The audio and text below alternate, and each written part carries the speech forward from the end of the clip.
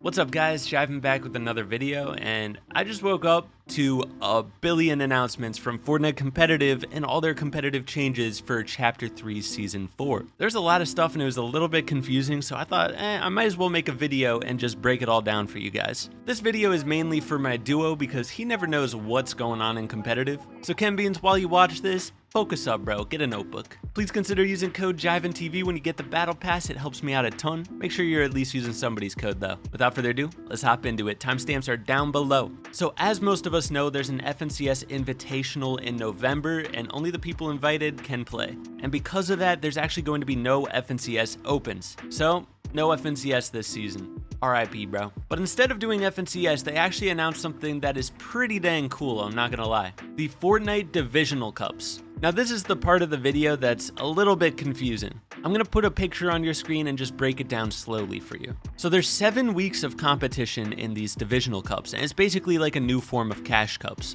All you gotta do is get to Contender Division, and then the first cup is going to be the Placement Cup on September 24th. This cup is going to have 2 rounds. The first round, top 1,400 duos make it to round 2. And in round 2, the top 200 teams are going to make it into the Elite Division. And the top 1,000 teams will make it into the Challengers Division. If you don't make it into either of those, you're put into the Contender Division. It's a tier system. You have to work your way up to the top in order to play in the highest level of competition. So let's break this down. There's 7 weeks of these cups. If you make it to the Elite Division in the week 1, you're in the Elite Division for the whole season. So how the Elite Cups are going to work is there's 2 rounds of competition. First one's on Wednesday and then on Friday. Your scores combine from both of those competitions each week. And then the finals of that week's competitions is going to be on Saturdays. Only the top 50 teams make it to those weekly finals on Saturdays, but the top 40 of them are going to get paid out. So if you make it to finals, you're almost guaranteed you're going to get earnings. So that Elite Series goes on for 7 weeks long, but what if you don't make it into the Elite Series week 1?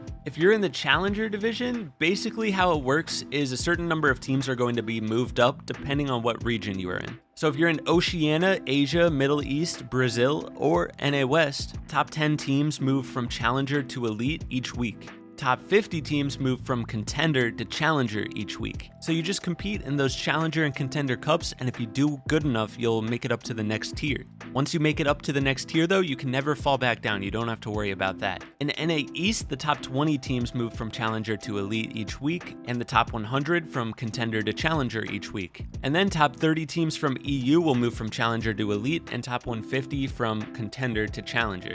So a lot of information.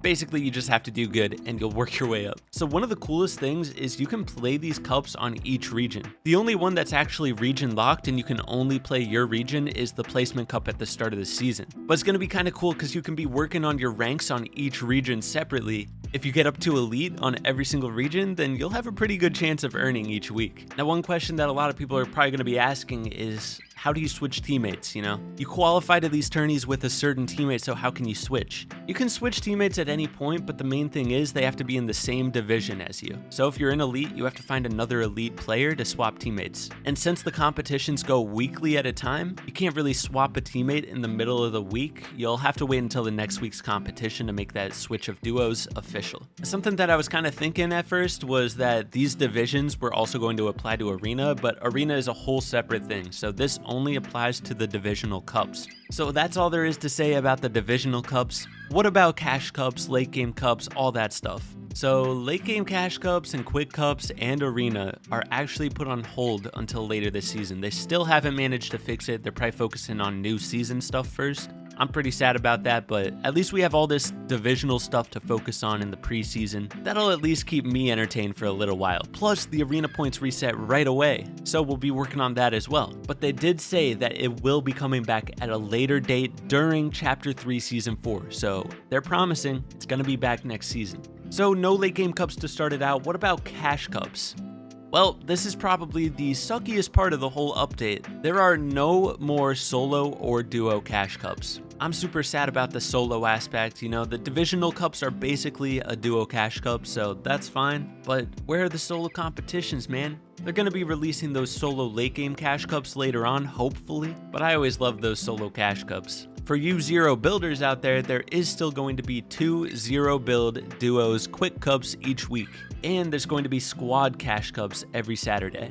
And then for the console players, they still do have the Console Champions Cup. You already know I'm going to be playing in that now that I got a PS5. That'll be coming later in the season, most likely after the Divisional Cups are over. But for the PlayStation players like myself, there is going to be some PlayStation Cups, one in September, one in October, and one in November. So that's W's for all you console players out there. And then the one other thing related to tournaments is that they are still planning to kind of start to do some creative tournaments. Like we've seen them do box fight test tournaments, zone war test tournaments, all different kinds of stuff, but it's never actually officially rolled out. So what they said is this year we've been gradually introducing test events on creator-made islands. In addition, we will be experimenting with more competitions on creator-made islands this season, so expect to see more appearances as we continue development in this space. So it looks like they're just going to do more test events. That's what it sounds like to me. It'd be cool if they made some actual cash prize ones, but they've been testing this stuff for so long, and it seems it's still in the test stage.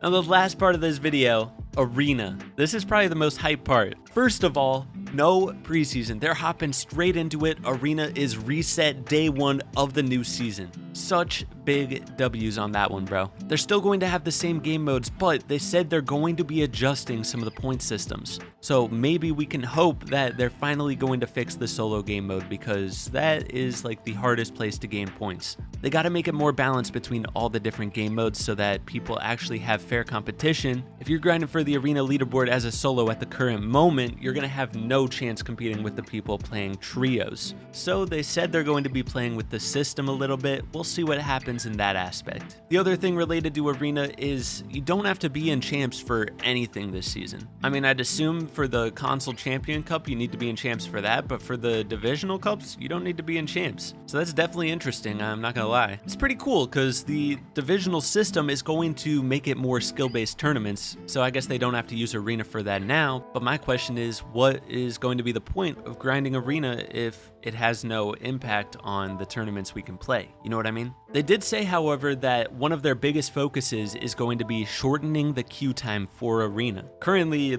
I'll be having 5-minute queues for a solo Arena game on NA East, so other servers, I can't even imagine how long the queues are. Hopefully they can figure that out, because I know for a fact there's a lot of people in the community, including myself, that miss doing solo Arena streams and just grinding Arena in general. It's hard to do with the long queues. Last thing, if you're in college, there are going to be fall Fortnite Collegiate Cups, so if you want to play in that, I definitely recommend going and signing up ASAP so you don't miss the registration period. Anyways, guys, I'm excited to see how these new changes play out. Obviously, Fortnite Competitive has been needing some changes for a while. We'll see if these are W's or not. I'm gonna say right now, massive L on losing solo cash cups, but at least we got some new stuff to toy with. I'll be having videos every other day on this channel and my main for the most part going into the new season, so stay tuned. If you're not subbed, be sure to hit that sub button. I'll catch you guys in the next one. Peace.